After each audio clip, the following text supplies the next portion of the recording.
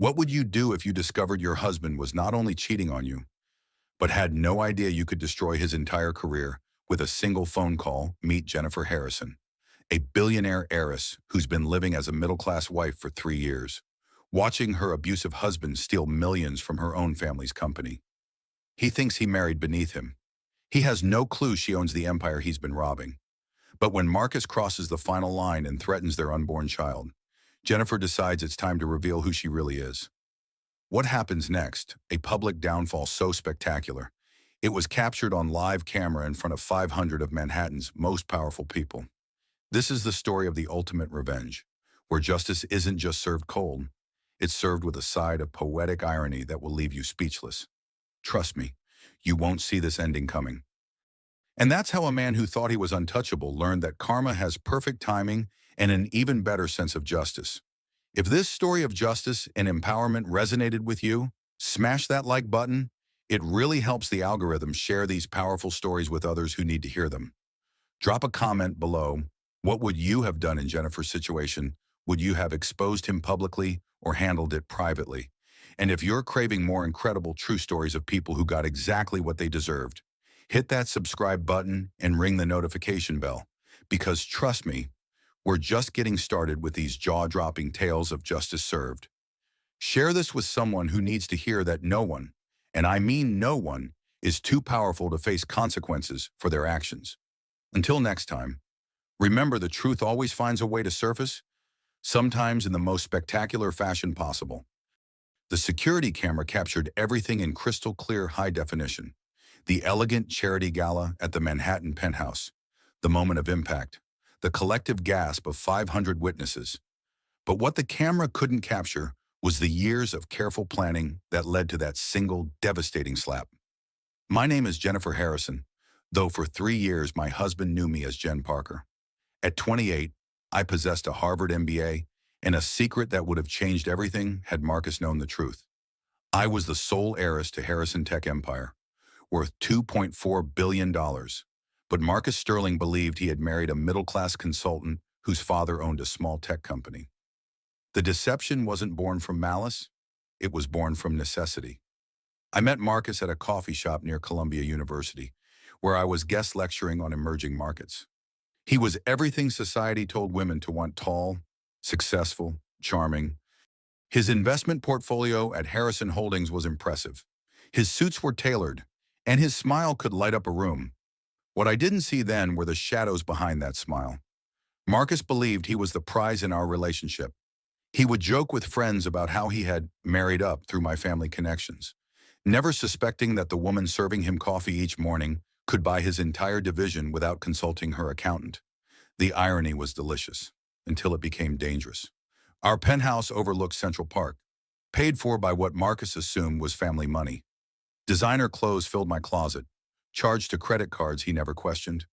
Private jets whisked us to weekend getaways that he attributed to my father's growing business. Marcus lived in luxury while believing he was the provider, the success story, the one with real power. But power is a funny thing. Real power whispers while insecurity shouts. The first red flag appeared 6 months into our marriage. Marcus began monitoring my spending. Despite never contributing to our household expenses, he would question expensive purchases, demand receipts, and lecture me about financial responsibility. When I gently reminded him that my family's money covered our lifestyle, his jaw would tighten. "Your father's money," he would correct, "not yours." The second red flag was his treatment of service staff, waiters, housekeepers. Drivers all became targets for his condescension. He would snap his fingers for attention, complain about service with theatrical outrage, and tip poorly while making a show of his generosity. I watched him humiliate a young hotel clerk in Paris because our suite wasn't ready exactly at check-in time. "Do you know who I am?" he had demanded. The clerk, clearly overwhelmed, stammered an apology. Marcus turned to me with satisfaction. Sometimes people need to understand their place. I should have seen it then. The need to dominate, the pleasure he took in others' discomfort, the way he confused cruelty with strength. But love, especially young love, has a remarkable capacity for self-deception. I told myself his behavior stemmed from work stress. Investment banking was competitive. Marcus carried tremendous pressure, Surely, the man who brought me roses every Friday and whispered sweet promises in the dark couldn't be cruel. Then I discovered I was pregnant. The test showed positive on a Tuesday morning in October. Marcus had already left for work, coffee cup abandoned on the granite countertop. Wall Street Journal folded to the financial section. I stood in our marble bathroom, holding the plastic stick that would change everything, and felt simultaneously elated and terrified. When I told Marcus that evening, his reaction was everything I had hoped for. He swept me into his arms, spun me around our living room, and immediately began planning the nursery. We would need a bigger place, he declared, somewhere with room for a proper family. His eyes sparkled with dreams of little league games and piano recitals. For 2 beautiful weeks, Marcus was the man I had fallen in love with. Attentive, gentle, protective. He researched prenatal vitamins, scheduled doctor appointments, and even bought pregnancy books. I believed we had turned a corner. I was wrong. The change began subtly. Comments about my appearance as my body started changing. Complaints about my energy levels when pregnancy fatigue set in. Frustration when morning sickness interfered with social events. Marcus's support transformed into criticism. His protection became control. "You're being dramatic," became his favorite phrase. "Other women work full-time through pregnancy. Other women don't complain constantly." But it was the financial control that truly revealed his nature. Marcus began insisting that my pregnancy required careful budgeting. He wanted access to all accounts, complete oversight of all spending. When I gently refused, his charm evaporated entirely. "If we're going to be a family," he said, his voice cold, "we need to make decisions together. Real families don't keep secrets." The irony was staggering. Marcus spoke of secrets while living in a penthouse paid for by money he didn't know existed. Driving cars registered to companies he had never heard of. Wearing watches that cost more than his annual salary. But in his mind, I was the deceptive one for maintaining my financial independence. That's when I realized that my husband didn't love Jennifer Harrison. He loved Jen Parker, the fictional middle-class woman who needed him, who depended on him, who made him feel important. The real me, with real power and real money, threatened everything he believed about himself. And threatened men can be very dangerous indeed. The first time Marcus raised his voice at me, I was 12 weeks pregnant and struggling with severe morning sickness. I had canceled dinner with his colleagues because I couldn't keep food down, and Marcus returned home that evening with barely contained rage. "Do you understand how this makes me look?" he demanded, pacing our living room like a caged animal. "I tell everyone my wife will be there, and then she just doesn't show up." I tried to explain about the nausea, the exhaustion, the way pregnancy was affecting my body, but Marcus wasn't listening.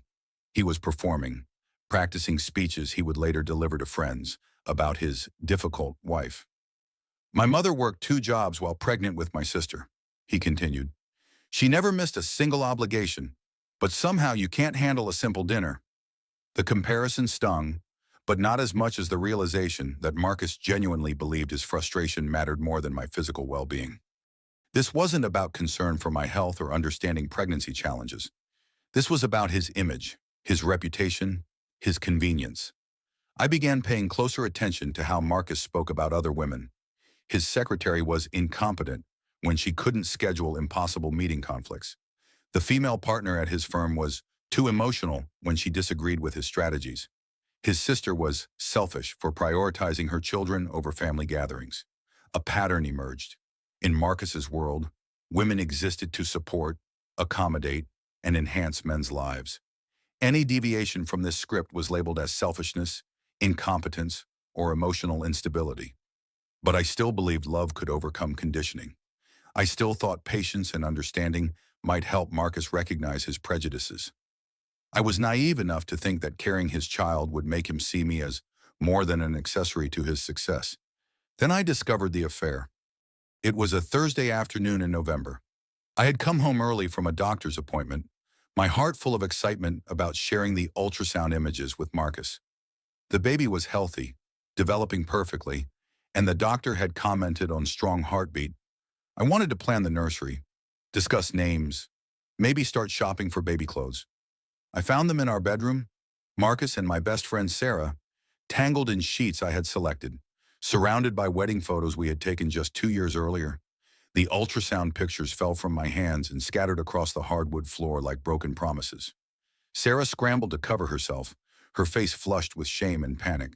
But Marcus looked annoyed at the interruption. Not guilty, not remorseful. Annoyed. "Jennifer," he said, as if my presence in my own bedroom was unexpected. "I thought you were at the doctor." The casual tone broke something inside me. Not my heart, which had already shattered, but my illusions. My capacity for self-deception, my willingness to make excuses for inexcusable behavior. Sarah gathered her clothes and fled, mumbling apologies that meant nothing. Marcus wrapped a towel around his waist and sat on the edge of our bed. The same bed where he had held me through morning sickness, where we had made plans for our future family. "We need to talk," he said. I stood in the doorway, one hand instinctively protecting my growing belly, and waited. "This doesn't have to change anything," Marcus continued. "Sarah means nothing. You're pregnant. We have obligations now. Obligations. Not love, not commitment, not even respect. Obligations. You're having an affair with my best friend," I said quietly. "In our bed, while I'm carrying your child." Marcus sighed, as if my emotional response was tedious. "Jennifer, let's be realistic. Pregnancy has been difficult for you. You're tired all the time. You can't keep up with social commitments. And frankly, you haven't been very available lately." Available, as if I were a service being temporarily interrupted. "So this is my fault." "It's nobody's fault," he said. "It's biology. Men have needs. This is temporary. Once the baby comes and you get back to normal, things will be different." I stared at this man I had married, this man whose child was growing inside me, and realized I had never really known him at all. The Marcus I thought I loved was as fictional as the Jen Parker he believed he had married. "I want you to leave," I said. Marcus laughed. Actually laughed. "Jennifer, you're being dramatic. Where am I supposed to go? This is my home too." "No," I said, my voice growing stronger. "This is my home. These are my assets. This is my life, and I want you out." Something dangerous flashed in Marcus's eyes. For the first time since I had known him, his charm completely disappeared. What remained was cold, calculating, and utterly without warmth. "Careful," he said softly. "You're emotional right now. Pregnancy hormones. You might say something you regret." The threat was barely veiled. Marcus was reminding me that in his version of our story, I was the unstable one, the overly emotional wife who couldn't handle her husband's perfectly reasonable needs. "And if you're thinking about doing something dramatic," he continued, "remember that I have friends at the firm, people who care about my reputation, people who would be very concerned if my pregnant wife started spreading lies about me." I felt the baby flutter inside me, a tiny reminder of everything at stake. Marcus was right about one thing. I was vulnerable, pregnant, emotionally devastated, and completely unprepared for the war he was threatening to wage. But Marcus had made one crucial miscalculation. He thought he was dealing with Jen Parker, the middle-class consultant who needed his support and feared his connections. He had no idea he was threatening Jennifer Harrison, and Jennifer Harrison had resources he couldn't imagine. That night, after Marcus finally left for a hotel, I sat in my study and made 3 phone calls. The first was to my lawyer, the second was to my accountant, the third was to a private investigator whose services came very highly recommended. If Marcus wanted to play games about reputation and lies, I would give him a masterclass in both. The war had begun. Detective Jake Morrison looked nothing like what I expected from a private investigator. Instead of the stereotypical rumpled coat and cynical demeanor, Jake was polished, professional, and surprisingly young. At 35, he had the bearing of someone accustomed to command, which made sense given his background as an NYPD detective who had specialized in financial crimes. "Mrs. Sterling," he said, settling into the leather chair across from my desk. "I understand you need help with a delicate matter." I had chosen Jake's firm based on their reputation for discretion and their success rate with high net worth clients. What I hadn't expected was the immediate sense of competence he projected, or the way his presence made me feel safer than I had in weeks. "My husband is having an affair," I began, then stopped. The words sounded so ordinary, so common. Women discovered cheating husbands every day, but this wasn't just about infidelity. There's more to it than that, I continued. I have reason to believe he's involved in financial improprieties at work, and I think he may be harassing other women. Jake opened a leather portfolio and removed a yellow legal pad. Let's start with what you know for certain, then we'll work on what you suspect. Over the next 2 hours, I laid out everything. Marcus's pattern of financial control, his treatment of female colleagues, his comments about women in general, the affair with Sarah, which I suspected wasn't his first, and my growing concern that his behavior might escalate, especially given my pregnancy. You mentioned financial improprieties, Jake said. What makes you think that? I hesitated. This was where my deception became complicated. My family has some investments with his firm. I've noticed irregularities in the reporting. It wasn't entirely a lie. Harrison Holdings did have investments managed by Marcus's division. What I didn't mention was that my family owned the entire company. Jake made notes without judgment. And you're concerned about other potential victims. There's a woman at his office, Emma Rodriguez. She's young, recently hired, and I've noticed Marcus pays her particular attention at company events. The way he talks about her, looks at her, it makes me uncomfortable. Has she indicated any problems? Not directly. But she seems nervous around him. And Marcus has been staying late more often lately, claiming to mentor junior staff. Jake nodded grimly. We'll look into it. What are your goals here? Mrs. Sterling, what outcome are you hoping for? I had been thinking about this question for days. What did I want? Justice, revenge, protection? All of the above. I want documentation, I said finally.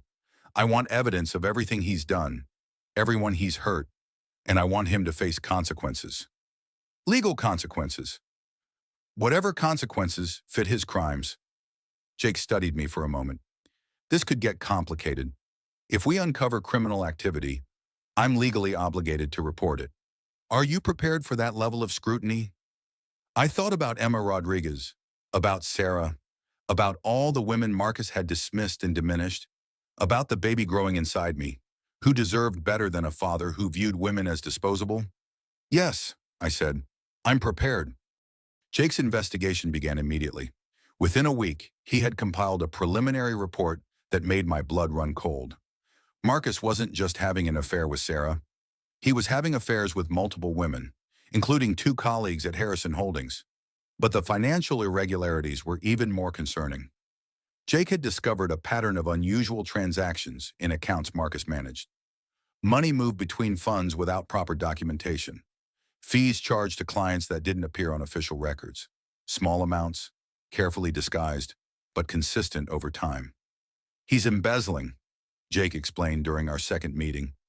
Nothing dramatic, nothing that would trigger immediate audits. But over 3 years, we're talking about approximately $5 million. $5 million. More than enough for federal charges, more than enough to destroy his career permanently.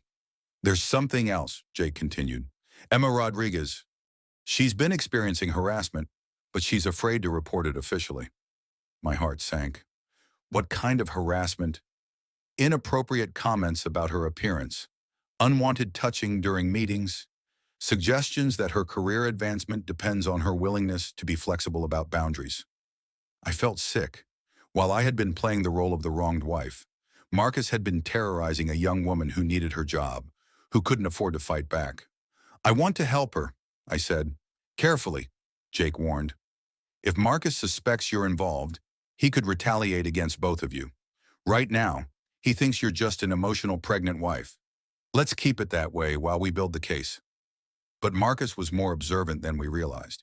He had noticed changes in my behavior, my growing confidence, my refusal to be intimidated by his threats. He began testing boundaries, pushing harder to see how I would respond. The confrontations escalated gradually. Arguments about money became arguments about respect. Discussions about the baby became battles about control. Marcus's mask slipped more frequently, revealing the angry, entitled man beneath the charming exterior. 3 weeks after hiring Jake, Marcus played his most dangerous card yet. I've been thinking about our situation, he announced over dinner at our usual restaurant. This pregnancy has been hard on you. Maybe too hard. I looked up from my untouched pasta, immediately alert to the threat in his tone. Maybe you're not ready for motherhood, he continued. Maybe we should consider other options. Other options, adoption, or termination. It's not too late. The suggestion hit me like a physical blow. Marcus was threatening my pregnancy, my child, as a tool of control. You can't be serious, I whispered. I'm thinking about what's best for everyone, he said smoothly. You're clearly struggling. You're emotional. You're making accusations. You're not thinking clearly. Maybe this is too much responsibility for you right now. I understood the subtext. Submit completely or lose everything that mattered to me. But Marcus had made another critical error. He thought he was dealing with a woman who had no options, no resources, no power to fight back. That night, I called Jake with new instructions. We weren't just building a case anymore. We were going to war. And in war, sometimes you have to be willing to sacrifice everything to protect what matters most. The baby fluttered inside me, as if agreeing with the decision. Whatever it took, whatever the cost, Marcus Sterling would never threaten my child again. Emma Rodriguez was 24 years old, a recent graduate from NYU with a finance degree and dreams of making it on Wall Street. She had worked at Harrison Holdings for 8 months, and in that time, Marcus had systematically destroyed her confidence and peace of mind. Jake arranged a meeting at a coffee shop in Brooklyn, far from the financial district where Emma might be recognized. She arrived nervous, glancing over her shoulder, clutching her purse like a shield. "I shouldn't be here," were her first words. "If Mr. Sterling finds out I'm talking to anyone about him, he won't find out from us," Jake assured her. "And you're not in any trouble. We just want to understand what's been happening." Emma's story unfolded slowly, painfully. It had started with compliments that felt inappropriate, but could be explained away. Comments about her appearance, her clothes, how she looked tired or stressed. Then came the touching, a hand on her shoulder during meetings, fingers brushing hers when he handed her documents, standing too close in elevators. "I told myself I was overreacting," Emma said, tears beginning to form. "He's a senior executive. He's married. I thought maybe this was normal office culture, and I was just being too sensitive." But the harassment had escalated. Marcus began scheduling late meetings with Emma alone. He would comment on her personal life, ask about her dating situation, suggest that successful women needed to be flexible about boundaries. "Last month, he told me that my performance review was coming up," Emma continued. "He said there were concerns about my work quality, but that he wanted to help me improve. He suggested we discuss it over dinner, somewhere private where we could talk freely." "Did you go?" Jake asked gently. "No, I made excuses. But then my assignments started getting more difficult. He would give me projects with impossible deadlines, then criticize me when I couldn't complete them perfectly. Other colleagues started treating me differently, like I was incompetent." I listened to Emma's story with growing rage. Marcus was using his position to systematically break down a young woman's career because she wouldn't submit to his advances. This wasn't just harassment, it was professional terrorism. "There's something else," Emma said quietly. "There are rumors about other women, a woman named Jessica who left the firm suddenly last year, and Linda from accounting, who transferred to the Los Angeles office with no explanation." Jake made careful notes. "Would you be willing to document these incidents formally? Write down dates, times, specific conversations?" Emma hesitated. "What would happen then?" "We're gathering evidence about Mr. Sterling's behavior," I said carefully. "Not just toward you, but toward other women as well. You wouldn't be alone in this." "But if I come forward, my career is over," Emma said. "He has connections everywhere. He could make sure I never work in finance again." I understood her fear completely. Marcus wielded his professional reputation like a weapon, threatening anyone who dared to challenge him. But Emma didn't know she was talking to someone with the power to protect her. "What if I could guarantee your job security?" I asked. "What if I could ensure that speaking up would advance your career instead of ending it?" Emma looked confused. "How could you possibly guarantee that?" Jake and I exchanged glances. We had discussed this possibility, but it meant revealing more of my identity than I preferred. Let's just say I have more influence than Mr. Sterling realizes, I said, but I need you to trust me. Over the following weeks, Emma began documenting everything: dates, times, witnesses, specific comments. Jake helped her preserve text messages and emails that showed the pattern of harassment and retaliation. Meanwhile, Jake's financial investigation had uncovered even more disturbing evidence. Marcus wasn't just embezzling money, he was using fraudulent accounts to hide his theft. He had created fake investment opportunities, charged clients for non-existent fees, and manipulated reporting to cover his tracks. But the most damaging discovery came from an unexpected source. Jake had been monitoring Marcus's communications when he intercepted a series of text messages between Marcus and a colleague named David Chen. The messages revealed that Marcus was actively working to undermine other women at the firm. He was spreading rumors about female colleagues' competence, manipulating assignment distributions to set women up for failure, and coordinating with other men to exclude women from important meetings and opportunities. This isn't just personal harassment, Jake explained. This is systematic discrimination. He's created an entire network designed to limit women's advancement at the company.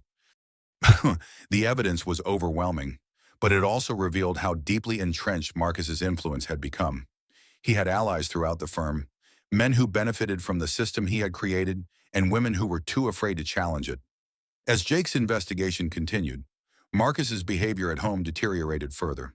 He had moved back into our penthouse after a week at the hotel, claiming that his absence looked suspicious to colleagues, but his presence was increasingly hostile. He monitored my phone calls, questioned my activities, and made increasingly explicit threats about what would happen if I embarrassed him publicly.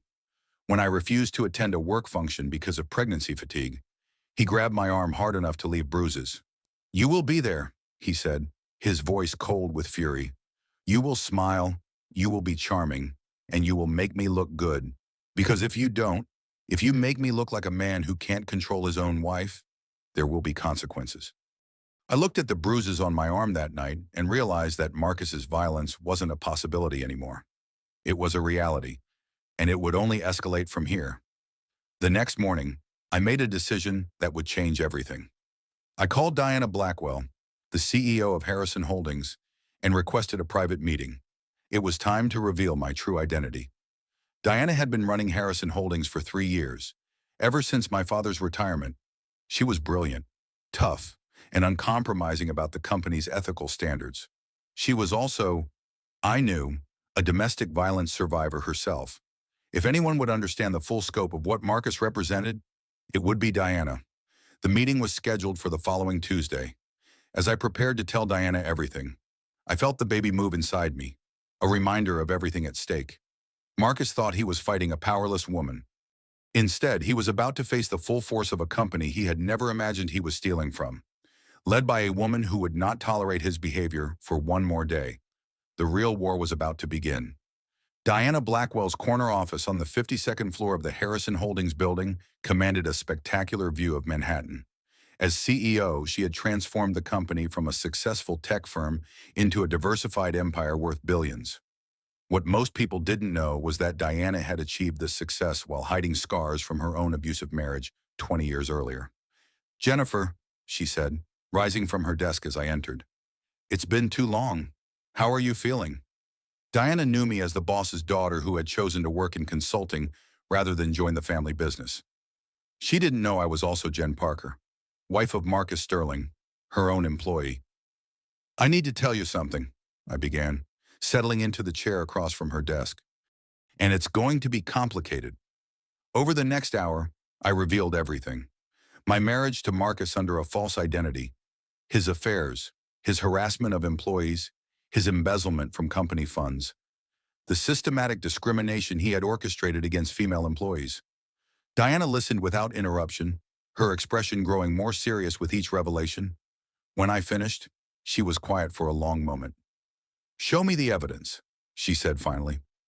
Jake had prepared comprehensive documentation, financial records showing the embezzled funds, screenshots of discriminatory text messages, Emma's detailed account of harassment and retaliation, testimonies from other women who had been driven from the company. Diana reviewed everything methodically, her corporate training evident in how she absorbed and processed the information. But I could see something else in her expression, personal recognition of the patterns I was describing. This explains several things that haven't made sense, she said finally. We've had an unusual number of talented women leave the company over the past 2 years. Women who gave vague reasons for their departures, who seemed reluctant to discuss their experiences. Marcus has been systematically creating a hostile environment, I said, and he's been stealing from the company to fund his lifestyle. Diana's jaw tightened. The financial crimes alone are enough to destroy him, but this harassment pattern? She paused, and I could see her own memories surfacing. This is about more than money. This is about power and control. I want him stopped, I said. Not just fired. I want him to face consequences that match the damage he's done. What about your marriage, your pregnancy? I placed my hand on my growing belly. My child deserves better than a father who terrorizes women, and I deserve better than a husband who sees me as property to be controlled. Diana nodded slowly. What do you need from me? Help, I said simply, and protection for the women who are willing to come forward. Diana's response exceeded my expectations. Within 24 hours, she had assembled a legal team specializing in corporate fraud and workplace harassment. She also hired additional security personnel to protect Emma and the other potential witnesses. But most importantly, Diana began her own investigation into Marcus's activities. As CEO, she had access to records and communications that even Jake couldn't obtain. What she discovered was even more damning than we had suspected. Marcus had been running a sophisticated embezzlement scheme for over 3 years. He had created fake vendor accounts, charged fictitious consulting fees, and manipulated currency exchange rates to skim money from international transactions. The total theft exceeded $7 million, but the harassment was even more extensive than we had realized. Diana's investigation revealed that Marcus had driven at least 6 women from the company over 2 years. Each had left suddenly, citing personal reasons, after experiencing escalating harassment that followed the same pattern Emma was enduring. He's a predator, Diana said during our second meeting. A predator who has been using our company as his hunting ground. The legal team recommended going directly to federal authorities. The financial crimes crossed state lines and involved international transactions, making them federal offenses. The harassment pattern could be prosecuted under civil rights laws, but I had a different idea. I want him exposed publicly, I said. I want everyone to see exactly who Marcus Sterling really is. Diana raised an eyebrow. That's risky. Public exposure could complicate legal proceedings. Not if we control the narrative, I said. The company's annual charity gala is next month. 500 of the most influential people in finance will be there. If Marcus were to reveal his true nature in front of all those witnesses, you want to set a trap, Diana said. I want to give him enough rope to hang himself. The plan that emerged was elegant in its simplicity. We would allow Marcus to continue his behavior while secretly documenting everything. We would encourage his sense of power and control, making him believe he was winning.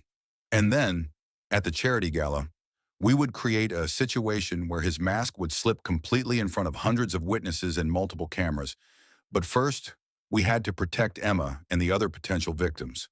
Diana quietly transferred Emma to a special projects division that reported directly to her office.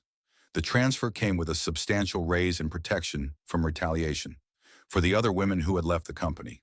Diana reached out personally to offer new positions and legal support. 3 of them agreed to return as witnesses, knowing they now had the CEO's protection. As the pieces fell into place, Marcus's behavior at home became increasingly erratic. He sensed that something was changing, but couldn't identify the threat. His control over me was slipping, and he responded with escalating aggression. The physical threats became more explicit. The financial control attempts became more desperate. The verbal abuse became more vicious. You think you're so smart, he said one evening, cornering me in our kitchen. You think you can play games with me? I know you're up to something. I don't know what you mean, I replied calmly. Don't lie to me, he shouted, slamming his hand on the granite countertop. You've been different, confident, like you know something I don't. I looked at this man who had once charmed me, who had promised to love and protect me, who was now threatening the mother of his unborn child, and I felt nothing but contempt. Maybe I'm just tired of being afraid of you, I said. Marcus's eyes narrowed dangerously. You should be afraid of me. You have no idea what I'm capable of. But Marcus was wrong. I knew exactly what he was capable of, because Jake had documented it all. The question was whether Marcus knew what I was capable of. As the charity gala approached, I felt the baby moving more frequently, as if sensing the approaching confrontation. Soon, the whole world would see Marcus Sterling for what he really was. And then, finally, justice would be served. The Harrison Holdings annual charity gala was traditionally held at the Metropolitan Museum of Art, but this year Diana had chosen the penthouse ballroom of the Mandarin Oriental. The venue overlooked Central Park, its floor-to-ceiling windows offering a breathtaking view of the city lights below. 500 guests would attend, including Manhattan's most influential business leaders, politicians, and media personalities. The gala would be live-streamed to donors worldwide, with professional photographers and videographers documenting every moment. In other words, it was the perfect stage for Marcus Sterling's final performance. 3 days before the event, Jake delivered his final report. The evidence against Marcus was overwhelming: $7.2 million in documented theft, testimony from 8 women describing harassment and discrimination, and communications proving his coordination with other executives to exclude women from advancement opportunities. The federal prosecutor is ready to move forward, Jake informed me during our last private meeting. They have enough evidence to secure convictions on multiple felony charges. And the civil case, even stronger. The pattern of discrimination is so clear, so well documented, that Marcus's legal team will likely recommend settling immediately to avoid a trial. I nodded, feeling a mixture of satisfaction and exhaustion. The investigation had consumed 3 months of my life, 3 months during which my pregnancy had progressed and my marriage had deteriorated beyond any hope of repair. There's one more thing, Jake said hesitantly. Are you sure you want to go through with the public confrontation? We have enough evidence to destroy him quietly. You don't have to put yourself through the stress of a public scene. I understood Jake's concern. Over the months of working together, he had become more than just my investigator. He had become my friend, my confidant. And if I was honest with myself, something more. His concern for my welfare was genuine and personal. I need him to show everyone who he really is, I said. Not in a courtroom where he can play the victim. Not in a settlement where he can buy his way out of consequences. I need him to reveal himself when he thinks he has all the power. Jake nodded slowly. Then we'll make sure you're protected. Diana has arranged for additional security, and I'll be there personally. The night before the gala, Marcus came home in an unusually good mood. He had spent the day preparing for what he believed would be a triumphant evening. Several major clients would be attending, potential investors he had been courting, colleagues who admired his apparent success. This could be the night that changes everything for us, he said over dinner. Harrison Holdings is considering expanding the international division.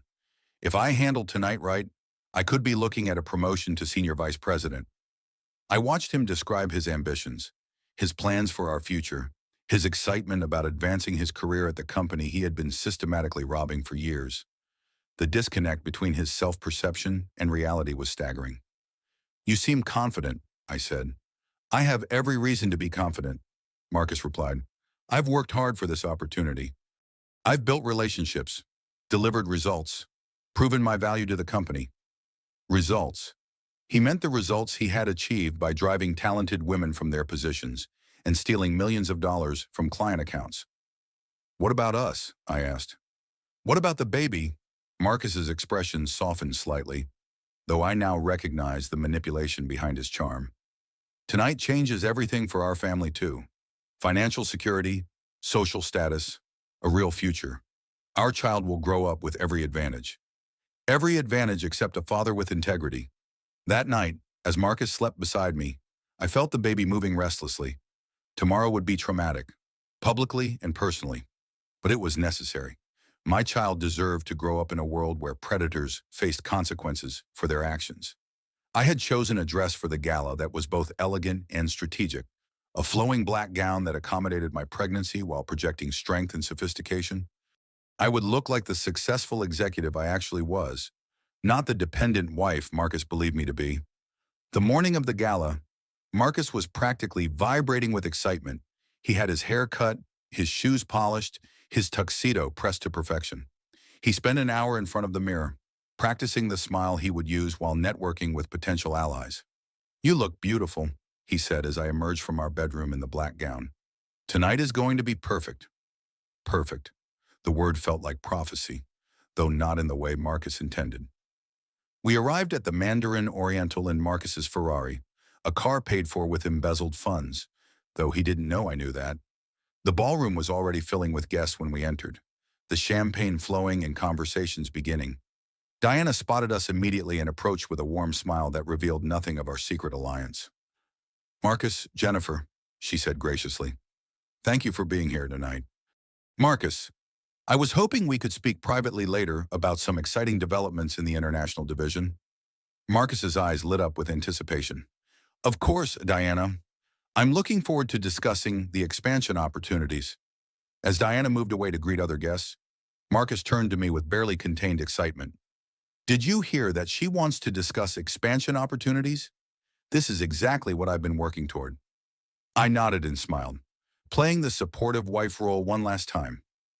Around us, the ballroom continued to fill with Manhattan's elite. Photographers moved through the crowd, capturing moments for society pages and corporate newsletters. Emma Rodriguez was there, looking confident and professional in her new role as Diana's special assistant. She caught my eye briefly and nodded almost imperceptibly. She was ready. Jake was positioned near the bar, dressed in an elegant black suit that made him blend seamlessly with the other guests. He was ready too. The trap was set. The players were in position. The cameras were rolling. All that remained was for Marcus Sterling to reveal his true nature to the world. The charity auction began at 9 o'clock, with Diana serving as the evening's host. She was magnificent, poised, articulate, commanding the attention of 500 influential guests while maintaining the warm charm that made her so effective as a leader. "Tonight, we celebrate not just our company's success, but our commitment to supporting victims of domestic violence," Diana announced from the podium. "Too many talented individuals, particularly women, find their potential limited by those who abuse their power." The irony of her words, given Marcus's presence in the audience, was not lost on me. I watched his face as Diana spoke, noting his slight frown as she emphasized the importance of supporting vulnerable women. "Now," Diana continued, "I'd like to invite some of our team members to share their perspectives on creating inclusive workplace environments." This was not part of the original program. I felt Marcus tense beside me as Diana called Emma Rodriguez to the podium. Emma looked radiant and confident as she approached the microphone. Her transformation over the past month had been remarkable, from the nervous, intimidated young woman I had first met to the poised professional standing before us now. "6 months ago, I almost left Harrison Holdings," Emma began. "I felt that my contributions weren't valued, that my future with the company was limited. But thanks to leadership that truly supports talent regardless of gender, I've discovered opportunities I never imagined possible." Marcus's jaw tightened. He recognized Emma, of course, but couldn't understand why she was being featured so prominently at a company event. "When we create environments where everyone can succeed," Emma continued, "we don't just help individuals, we strengthen our entire organization." The audience applauded warmly. Diana returned to the podium, her smile radiant. "Emma represents the future of Harrison Holdings," Diana said. "And speaking of the future, I have an exciting announcement to make." This was definitely not part of the original program. Marcus leaned forward, anticipating news about the international division expansion. "After extensive evaluation, Harrison Holdings is promoting Emma Rodriguez to Director of International Development, effective immediately." The applause was thunderous. Emma beamed as Diana continued. "Emma will be leading our expansion into Southeast Asian markets, heading a team of 20 professionals and reporting directly to the executive committee." I felt Marcus's shock like a physical force. Emma Rodriguez, the young woman he had been systematically harassing, had just been elevated to a position above his own. The promotion he had been expecting, the expansion he had been promised, had gone to his victim. "This can't be right," Marcus whispered to me. "There has to be some mistake." But there was no mistake. Diana was making it clear that merit, not gender, would determine advancement at Harrison Holdings. And she was doing it in front of 500 witnesses and multiple cameras. As Emma returned to her seat Acknowledging congratulations from colleagues, Marcus's composure began to crack. His face was flushed, his hands clenched, his breathing shallow with barely controlled rage. "Ladies and gentlemen," Diana announced, "we have one more surprise tonight. We're pleased to welcome back several former employees who have decided to rejoin our team." Three women approached the podium: Jessica Chen, Linda Martinez, and Sarah Kim. The women Marcus had driven from the company through harassment and discrimination. They looked confident, professional, and completely unafraid. "Sometime," Diana said, "the best talent requires a second chance to flourish in the right environment." Marcus was no longer whispering. "What the hell is going on?" he said, his voice carrying to nearby tables. "This is insane." Several guests turned to look at him, noting his obvious distress. I placed my hand on his arm, ostensibly to calm him, but actually to ensure he didn't leave before the evening's climax. "Maybe we should step outside for some air," I suggested. "No," Marcus said sharply. "I need to understand what's happening here." Diana was concluding her remarks, but Marcus was no longer listening. He was staring at Emma, at the other women, processing the implications of what he was witnessing. As the formal program ended and guests began mingling, Marcus grabbed my arm and pulled me toward a quieter corner of the ballroom. "Something is very wrong here," he said, his voice tight with paranoia. "These women, these promotions, this whole evening, it's like they're targeting me specifically." "You're being paranoid," I said, though my heart was racing. "Am I Emma Rodriguez gets promoted to a position that should be mine women who left the company suddenly return? Diana makes speeches about supporting victims." His grip on my arm tightened. "Someone has been talking. Someone has been spreading lies about me. Marcus, you're hurting me." But he wasn't listening. His mind was racing, connecting dots that led to an inevitable conclusion. "It's you," he said suddenly. "You've been planning this. That's why you've been different. Why you've been confident. You've been working against me." The accusation hung between us like a lit fuse. Around us, the party continued, but I could feel the attention of nearby guests beginning to focus on our increasingly tense conversation. "I don't know what you're talking about," I said, trying to keep my voice calm. "Don't lie to me." Marcus's voice was rising now, drawing more attention. "You've been sabotaging my career, haven't you? Spreading rumors, turning people against me. Marcus, please lower your voice." But Marcus was beyond reason now. Months of hidden paranoia and buried guilt were erupting in front of hundreds of witnesses. "You think you're so clever," he continued, his voice carrying across the ballroom. "You think you can destroy me? I built my career through hard work and talent, not by playing victim like these other women." The conversation around us had stopped completely. Guests were staring openly now, some beginning to record with their phones. "These women," Marcus said, gesturing toward Emma and the others, "they couldn't handle the pressure of real business. They want special treatment, want success handed to them because they're female." I saw Diana approaching from across the room, her expression carefully neutral but her intention clear. Jake was moving closer as well, positioning himself for whatever came next. "You're all the same," Marcus continued, his voice now echoing through the increasingly quiet ballroom. "You want to tear down successful men instead of earning your own success." And then he said the words that sealed his fate. "Maybe if these women spent less time complaining and more time learning their place, they'd understand how business really works." The silence that followed was deafening. 500 guests, dozens of cameras, and a live stream audience heard Marcus Sterling reveal exactly who he was. But he wasn't finished yet. The ballroom had fallen completely silent. 500 of Manhattan's most influential people stood frozen, champagne glasses halfway to their lips, conversations abandoned mid-sentence. The only sound was the soft classical music that continued playing, oblivious to the drama unfolding. Marcus seemed to realize somewhere in his rage-fogged mind that he had crossed a line, but instead of retreating, instead of attempting damage control, he doubled down. "What?" he demanded, looking around at the shocked faces surrounding us. "Are we all going to pretend that merit doesn't matter anymore? That we should promote people based on their victim status instead of their qualifications?" Diana had reached us now, her expression carefully controlled, but her eyes blazing with fury. "Marcus," she said quietly, Perhaps we should continue this conversation privately. No, Marcus said, his voice carrying across the silent ballroom. I'm tired of having private conversations about this. I'm tired of walking on eggshells around women who think they deserve special treatment. He turned to face Emma, who stood 20 feet away, her face pale but her posture straight and strong. You want to know why women like her struggle in business? Marcus continued. It's because they're too emotional, too sensitive, too focused on playing victim instead of producing results. The crowd was beginning to murmur now, shock giving way to disgust. Several prominent businesswomen in the audience exchanged glances that promised Marcus's career was ending in real time. But Marcus was beyond saving himself now. The mask had slipped completely, revealing the entitled, misogynistic predator beneath. My wife, he said, gesturing at me, is a perfect example. Pregnant and emotional. She's been making accusations, spreading lies, trying to destroy my reputation because she can't handle the stress of adult responsibilities. The words hit me like physical blows.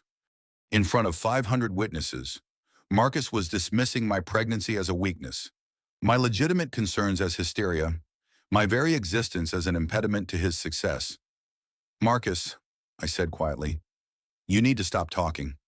Don't tell me what to do, he snapped.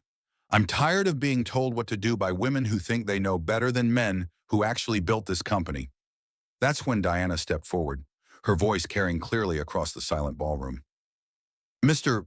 Sterling, she said, you're absolutely right that this company was built by people who understand merit and qualifications.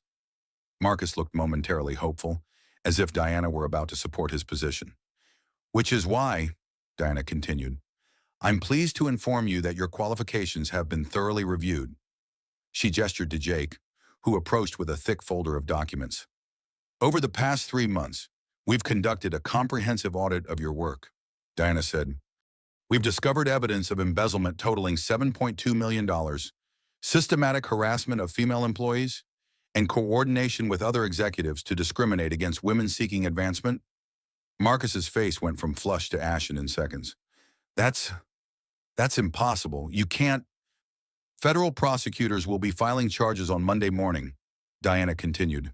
Securities fraud, embezzlement, civil rights violations. The FBI has already frozen your assets. The crowd was no longer silent. Shocked murmurs filled the ballroom as guests processed what they were witnessing. Marcus turned to me, his eyes wild with panic and rage. You did this. You set me up. You've been lying to me from the beginning. Actually, I said, my voice steady despite my racing heart, you're the one who's been living a lie. I looked around the ballroom, at the sea of faces watching our personal drama unfold, and made a decision that would change everything.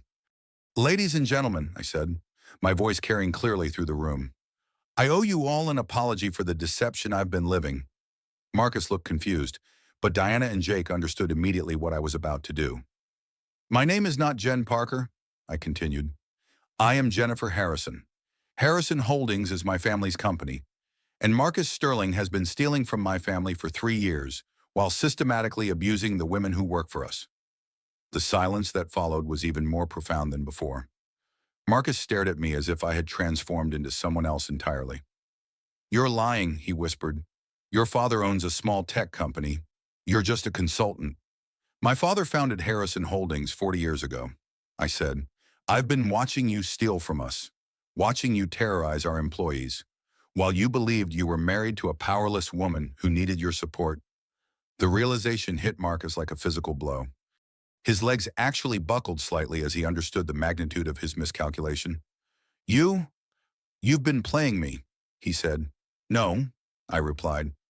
I've been protecting myself and other women from a predator who hides behind charm and professional success. Marcus's expression shifted from shock to rage to something approaching madness. In front of 500 witnesses, with cameras recording every moment, he completely lost control. You think you can destroy me? He screamed. You think you can ruin my life with your lies and manipulation? He took a step toward me, his intention clearly threatening. But Jake was already moving, positioning himself between Marcus and me. I suggest you stop right there, Jake said quietly. Marcus looked at Jake, then at me, then at the crowd of witnesses surrounding us. His career was over, his reputation destroyed, his freedom about to be taken away. He had nothing left to lose. That's when he raised his hand and slapped me across the face. The sound echoed through the silent ballroom like a gunshot. For a moment, everything froze. Then chaos erupted. Jake tackled Marcus before he could strike again. Security guards rushed forward from multiple directions. Guests pulled out phones to record what had just happened. Diana was speaking rapidly into her phone, presumably to law enforcement. But I just stood there, my hand pressed to my stinging cheek, looking at the man who had just revealed his true nature to the world in the most undeniable way possible. Marcus Sterling had just committed assault in front of 500 witnesses and multiple cameras. His destruction was complete. The aftermath unfolded with stunning swiftness. Within minutes of Marcus striking me, uniformed police officers were escorting him from the ballroom in handcuffs. The live stream had captured everything, and social media was already exploding with clips of the assault and the revelations that preceded it. By midnight, Marcus Sterling was trending nationally. By morning, the story had reached international news outlets. The footage of a successful executive publicly berating women before assaulting his pregnant wife became a viral symbol of corporate misogyny and domestic violence. I spent the rest of that evening in the hospital, not because the slap had caused serious injury, but because Diana insisted on having both me and the baby examined by medical professionals. The baby was fine, active and healthy despite the stress. The red mark on my face would fade within days. Marcus would not recover so easily. The federal charges came down exactly as Diana had promised: securities fraud, embezzlement, wire fraud, civil rights violations, and now assault. His bail was set at $5 million, money he no longer had access to since his assets had been frozen. The media coverage was relentless and damning. Business networks analyzed the case as an example of how corporate culture could enable predatory behavior. Women's rights organizations used Marcus as a cautionary tale about the intersection of misogyny and workplace harassment. But perhaps most devastating for Marcus was how quickly his professional world abandoned him. Colleagues who had laughed at his jokes and supported his advancement rushed to distance themselves from his behavior. The exclusive clubs that had welcomed his membership revoked his access. Even his defense attorney struggled to find character witnesses willing to testify on his behalf. Emma Rodriguez became an overnight celebrity, her courage in coming forward inspiring other harassment victims to speak up. The three women who had returned to Harrison Holdings were featured in magazine articles about workplace resilience. Diana was praised as a leader who took decisive action to protect her employees. As for me, the revelation of my true identity sparked a different kind of media frenzy. Business publications wanted to understand how the heiress to a tech empire had managed to hide her wealth so completely. Women's magazines were fascinated by the story of a powerful woman who had used her resources to bring down an abuser. But the attention I valued most came from other victims of domestic violence. Women reached out to share their own stories, to thank me for showing that abuse could happen to anyone, regardless of wealth or education or social status. Jake became a constant presence during the weeks following the gala. What had begun as a professional relationship had evolved into something much deeper. He understood the trauma I had experienced, the courage it had taken to expose Marcus publicly, and the relief of finally being free to be myself. 3 weeks after the gala, Jake and I were having dinner at a quiet restaurant in Brooklyn when he surprised me with a question that changed everything. "Jennifer," he said, reaching across the table to take my hand, "I know this might seem sudden, given everything that's happened, but I can't imagine my life without you and the baby." He pulled out a small velvet box, but I stopped him before he could open it. "Jake," I said gently, "I need you to understand something. I'm not ready for marriage, not after what I've been through. I need time to heal, to figure out who I am when I'm not hiding or fighting." His expression didn't change. "I understand. I'm not asking you to marry me tomorrow. I'm asking if you'll consider a future with me when you're ready." I looked at this man who had helped me reclaim my power, who had protected me when I was vulnerable, who had never once tried to control or diminish me. "Yeah," I said, "when I'm ready, when I've healed, I would love to build a future with you." The trial began 6 months later. By then, I had given birth to a healthy daughter whom I named Emma, after the young woman whose courage had helped bring Marcus to justice. Marcus's legal team attempted several defenses, from claiming temporary insanity to suggesting that I had manipulated him into his behavior. None of them worked. The evidence was too overwhelming, the witnesses too credible, the video footage too damning. He was sentenced to 25 years in federal prison on the financial crimes alone. The assault conviction added another 5 years. The civil rights violations were prosecuted separately, adding additional prison time and ensuring that Marcus would never again be in a position to harm working women. But perhaps the most satisfying consequence was the complete destruction of Marcus's self-image. The man who had built his identity on being successful, charming, and influential became known internationally as the embodiment of everything wrong with corporate culture. The company he had tried to manipulate prospered under Diana's continued leadership. The women he had driven away returned to successful careers. The money he had stolen was recovered and donated to organizations supporting domestic violence victims. Emma Rodriguez, now a successful executive, established a mentorship program for young women entering finance. She often spoke about the importance of having allies in positions of power, of speaking up despite fear, of believing that justice was possible even when it seemed impossible. As for me, I took over as president of Harrison Holdings when Diana decided to run for political office. My experience with Marcus had taught me valuable lessons about recognizing and preventing workplace abuse. I implemented policies that made our company a model for protecting employees from harassment and discrimination. 1 year after the gala, I received a letter from Marcus in prison.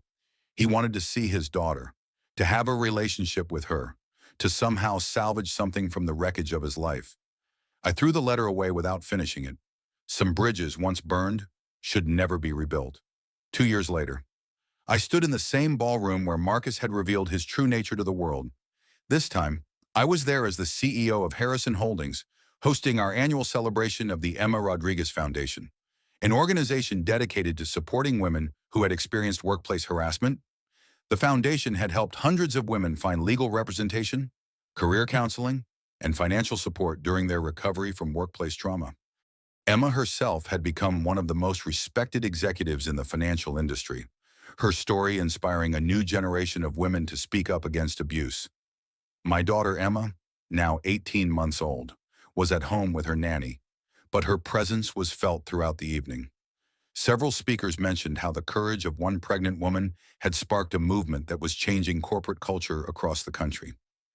Jake stood beside me as I addressed the crowd, his quiet strength a constant source of support.